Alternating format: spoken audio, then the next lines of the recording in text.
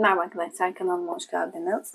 Bugün sizinle beraber aklınızdaki kişi bugün hayatından neler yaşıyor ve siz neler yaşayabilirsiniz bunlara bakacağız. İlahi güçten en net bilgileri alarak aktarabilmek için eğitim alıyorum. Enerjiye dahil olmak için kanalıma abone olmanız ve bu videoyu beğenmeniz yeterli olacak. Hemen başlayalım.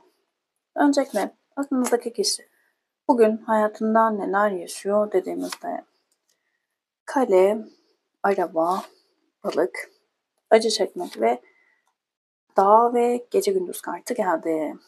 Şimdi günün enerjisine baktığımızda aklınızdaki kişi bugün daha çok böyle ikilemlerde kaldığı, karar vermekte korktuğu, tedirgin olduğu bazı şeylerle ilgili kararlar almak istediği bir süreçte diyebiliriz. Kare kartı sağlam durmak istediği, güvende olmak istediği bir sürecin içerisinde ve artık bu alanda yani kendi hayatında yol almak istediği bir sürecin içerisinde diyebiliriz. Daha çok bu zamana kadar güvenliği kendi ailesiyle, güvenliği kendi alanında durmakla eşleştirmiş biri olabilir. Çok fazla adım atmamış, harekete geçmemiş biri olabilir. Daha çok böyle ona verilenleri kabul eden, kendi isteklerini çok da sorgulamayan bir enerjide kalmış olabilir. Ama balık kartıyla artık seçim yapmak zorunda olduğu, kendi hayatının direksiyonuna geçmek zorunda olduğu bir sürecin içerisinde olduğunu söylüyor bize kartlar. Benim buraya anlatabildim. Yani artık o kendini güvenli olduğu alandan çıkması gerektiğini ve bir seçim yapması gerektiği, kendi hayatının direksiyonuna geçmesi gerektiğinin farkına vardığı bir gün olacak. Acı çekmek dağ ve gece gündüz kartıyla yakın geçmişte sıkıntılı bir süreçten geçmiş olabilir. Ciddi şekilde canının yandığı, hayatının alt üst olduğu bir süreçten geçmiş olabilir. Ciddi zorluklarla karşılaştığı ve karanlık dediği o alanda ciddi bir karanlık ama bu alanda bir süre kalmış olabilir. Bu yüzden de aslında artık yeni bir başlangıç yapma isteği içerisinde. Güvende olduğunu düşündüğü alanla ilgili. Bu kişiler de olabilir, iş hayatı da olabilir, aile de olabilir. Bu kişilerden ya da durumlardan canı yandığı, beklemediği olaylar yaşadığı bir süreçten geçmiş. Yıkım kartı zaten bize bunu söyler. Ciddi bir yıkımdan, hayatının alt üst olduğu bir süreçten geçmiş görünüyor. Ve artık buradaki o sorunları, zorlukları aşabilmesi adına yaşadığı bu sıkıntılardan dersler çıkarması gerektiğini, çok net yaşadıklarını güzel değerlendirip sonuca varması ve bununla ilgili de adımlar atması, harekete geçmesi gerektiğinin farkında olduğu bir sürecin içerisinde geliyor. Sonuna kadar hep sanki başkalarının yönlendirmesiyle yaşamış. Belki maddi durum ailesinin iyiydi, aileyle kendini güvende hissetti. İşte ya da evliydi, eşinin böyle bir durumu vardı. Vesaire vesaire, iş hayatıyla ilgili kurulu bir düzen vardı ve bu düzen ile ilgili hiçbir artı eksi hiçbir şey yapmadan o durma sürecindeydi. Ama artık yaşadığı her neyse bu kişinin hayatında kendi kararlarını alması gerektiği ve yaşadığı sıkıntılardan, sorunlardan ders çıkarması gerektiğini hatırlatıyor. Onu bu konuda yönlendiriyor diyebiliriz.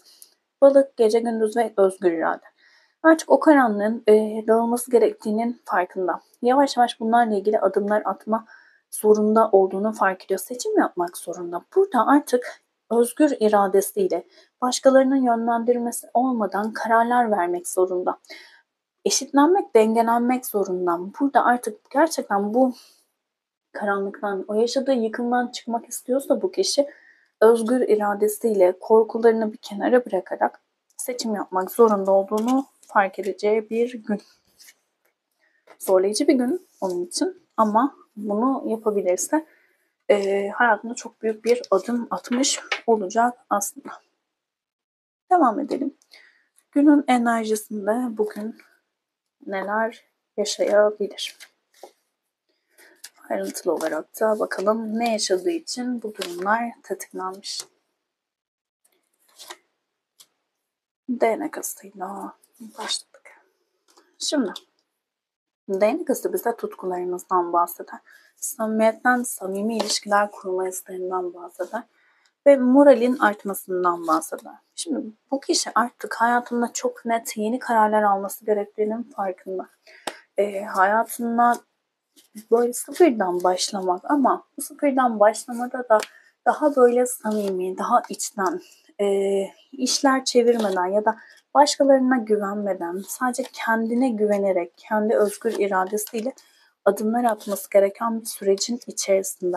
Şimdi burada yaşadığı sıkıntılı durumlarla ilgili ciddi bir öfke durumu da var. İntikam alma isteği içerisinde de olabilir.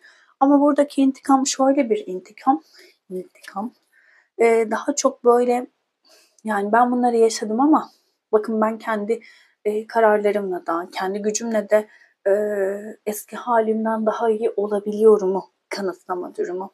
Kaderin müdahalesiyle beraber çok ciddi kadersel bir sürecin içerisinde, yıkım kartı da aslında buydu. Yani birçok kez söylüyorum videolarda, sistem size bir şeyleri sunar. Dersleriniz vardır tekamül yolculuğunuzda.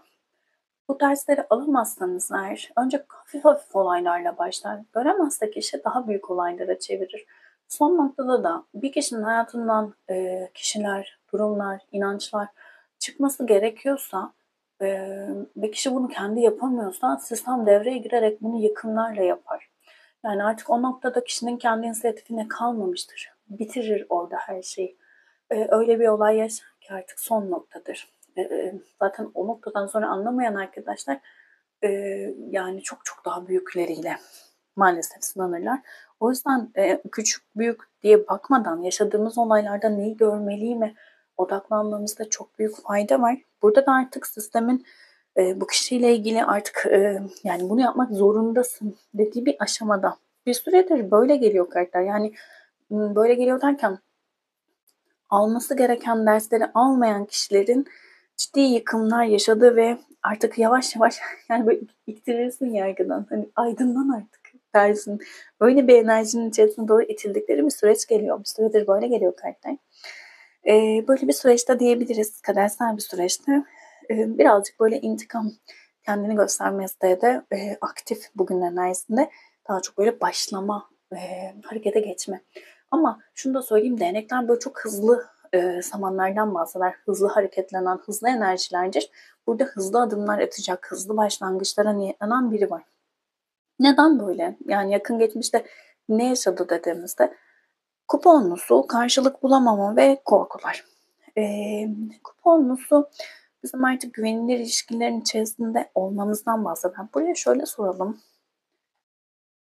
Buradaki karşılık bulamama, sevgisini söylediği kişiden mi karşılık görememek? Hayır. Karşılık bulamamaktan mı korkmak?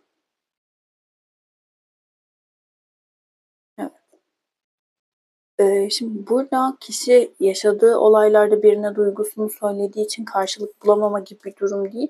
Güven problemi olduğu için korkuları harekete geçerse, eyleme geçerse karşılık bulamayacağını ona dayattığı için buradaki yaşanan durum. Karşılık bulamama korkusu ya da işte güvenilir bir ailenin içerisinde olamayacağına karşı bir inanç, olamama durumuna karşı bir inanç. Daha da alta inersek gerçek bir ilişki ya da güvenilir bir ilişki olmayacağına dair bir inanç da olabilir. Böyle bir durumla sınanmış olabilir aklınızdaki kişi. Korkuları onun yaşadığı şeylerde bak aldatılacaksın, kandırılacaksın. Bu ikili ilişkinin dışında iş hayatında bile olabilir. Bak sen emek vereceksin ama karşılığını alamayacaksın gibi durumları bilinçaltında varsa bu durumları zaten hayatına çekmiştir. Şimdi enerjiler böyle devam ederse yakın gelecekte neler olabilir dediğimizde, tılsım üçlüsü. Şimdi tılsım üçlüsü aslında sistemin desteklediği güzel bir karttır. Desteklediğini gösteren güzel bir karttır. Arayışın son bulmasıdır. Sağlam birlikteliklerin başlangıcıdır. Buraya bir kart alalım. Buradan maddi telaşeler ve kavuşmak kartı. Yani bu kişi, bir kart alayım ama devam edeceğim. Kupa dörtlüsü. Şimdi kupa dörtlüsünde gelen fırsatları görememek vardır. Kırgınlık, kızgınlık, kıskançlık vardır. Ama daha çok sistemin uzattığı fırsatları görememek vardır. Kendini kapatmak vardır olaylara, durumlara karşı. Bu kişinin genel olarak böyle arayışının son bulmasını sağlayacak. İşte ister maddi olabilir, orada yaratıcılık da vardır. Çünkü ciddi bir yaratım enerjisi de vardır. Ya da ikili ilişkilerle ilgili de olabilir. Bu kişi daha çok gelen fırsatları göremediği bir enerjide, çünkü maddi bir kaygısı var. İşte kaybetme korkusu, işte bollukla ilgili sıkıntıları olabilir, kıtlık bilinci olabilir. İşte bununla bağlantılı olarak işte paran olmazsa gerçek bir ilişkiye öyle demeyelim ama nasıl diyelim. Maddi durum kötü olursa ilişkilerin bozulur gibi.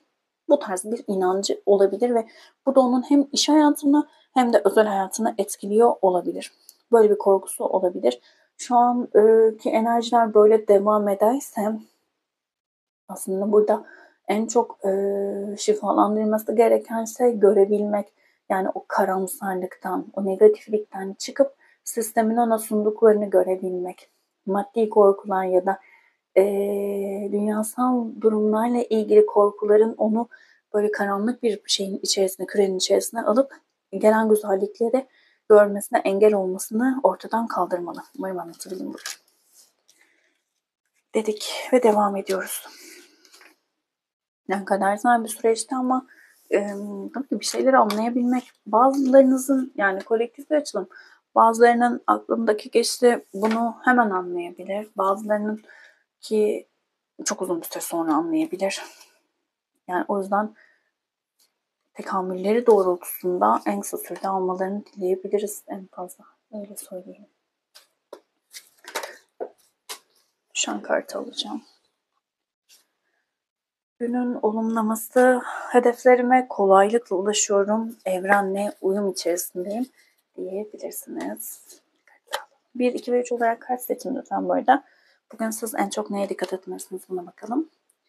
Sadece güzel olmak istiyorsun ama farkında değilsin parladığının. Sadece birileri gibi olmak istiyorsun ama farkında değilsin birilerinin de mükemmel olmadığının. Güzelliğinde bir yara izi yok, güzelliğinde bir kusur yok, sende bir sorun yok dedi. Bir saçın arkadaşlarım. Oh. Keder ve elem, aşkın kartıyla beraber. Şifalanmasını da niyet edelim. Burada daha çok aşk, sevgi, kavuşamadığınız kişilerle ilgili biraz negatif bir enerjinin içerisinde olacaksınız diyebiliriz. Bugün bu enerjiyi büyütmeyin lütfen. Böyle enerjiler geldiğinde ya da böyle düşündüğünüzde hemen Ho'oponopono'yu yapabilirsiniz. Özür dilerim, lütfen beni affet. Bunu şöyle de yapabilirsiniz. Yani şu an işte ikili ilişkilerimle ilgili işte kişiyi de niyet alabilirsiniz. Şu kişiyle ilgili. İçimde farkında olduğum ya da olmadığım bir negatif duygu, durum, korku var. Keder var, elem var, neyse. Bunun sebebini bilmiyorum ama şifalanmasına niyet ediyorum. Özür dilerim, lütfen beni affet. Seni seviyorum, teşekkür ederim. Lütfen bunu tekrarlama gibi her olayda yapın. Özellikle birilerini yargılama gibi bir durumun içerisine giriyorsanız hemen farkına varıp dedim ki özür dilerim, lütfen beni affet, seni seviyorum, teşekkür ederim. O kadar büyük bir şifa enerjisi var ki. Ve şöyle söyleyeyim, burada kendinizi şifalandırdığınız kadar karşınızdaki insanları da şifalandırırsınız, bunu unutmayın. Ama tabii ki öncelikle hedefimiz kendimizi şifalandırmak. Keder ve elem, yani böyle negatif bir enerjiye girirsiniz ikili ilişkilerinizde, aşık olduğunuz kişiyle, sevgiyi vermek istediğiniz, almak istediğiniz kişiyle ilgili biraz böyle bu negatifliği pozitife çevirmek adına çabalamanızda fayda var. Vesvese, bazen böyle bilinçaltı korkularımız bize hiçbir şey yokken bile bu tür duyguları ortaya çıkartabilir. Önemli olan farkında olup bu enerjileri temizlemek, pozitife çevirebilmek. O yüzden bu videoya denk geldiniz. İkiye seçin arkadaşlarım. Reddetme ve şeytan kartı. Burada daha çok şunu söyleyeceğim. Şeytan kartı bizim karanlık taraflarımız, bilinçaltımızdaki karanlık taraflardan bahseder. Görmediğiniz, görmekten kaçtığınız, yüzleşmekten kaçtığınız bazı korkularınız olabilir. Özellikle de bu tutkusal olabilir. Cinsel olabilir, tutkusal olabilir, ikili ilişkilerle ilgili olabilir. Başka şeyler de olabilir. Sadece örnek olarak şeytan kartında biraz tutku da vardır. Çünkü tutku enerjisi de vardır. O yüzden söyledim ama farklı bir durum da olabilir. Gördüğünüz ama görmek istemediğiniz. Fark ettiğiniz ama dillendirmediğiniz korkularınız. Yok bende bu yok ya, hayır dediğiniz. Bazılarınız farkında da olmayabilirsiniz. Bilinçaltında olabilir ama buradaki durum daha çok farkında olup da görmek istemediğiniz bir durum gibi görünüyor. Bunlarla yüzleşip burayı şifalandırmanızda fayda var diyebiliriz. 3 zaten arkadaşlar. Çevrenin etkisi ve değnek kralı. Değnek kralı sıcaklıktan, dürüst yaklaşımlardan, bilgelikten bahseder. Artık tutkuların farkına varmak ama bunu çok güzel dengelemekten bahseder. Burada daha çok çevreden çok fazla etkilenen bir yapınız olabilir. Hayatınızda böyle bazı kararlar alırken kendinize güvenmeyip başkalarının ne düşüneceği, ne diyeceğini ön plana alıp böyle kararlar alıyor ve bu yüzden de mutsuz oluyor olabilirsiniz. Ki böyle kararlar alıyorsanız zaten mutsuz olursunuz. Ama daha çok farkında olan bir karakter olarak geliyorsunuz. Burada artık daha lütfen kendinize dürüst yaklaşın. Yani o ne der bu ne der diye düşündüğünüzde sizi mutsuz eden ama onlar için bu kararı aldığınız ya da ilerlediğiniz ya da bitirdiğiniz vesaire neyse durum. Böyle durumlarla ilgili artık kendinize dürüst olup önemli olanın bu olmadığı, önemli olanın kendi içsel mutluluğunuz olduğunu fark etmeniz gereken bir gün.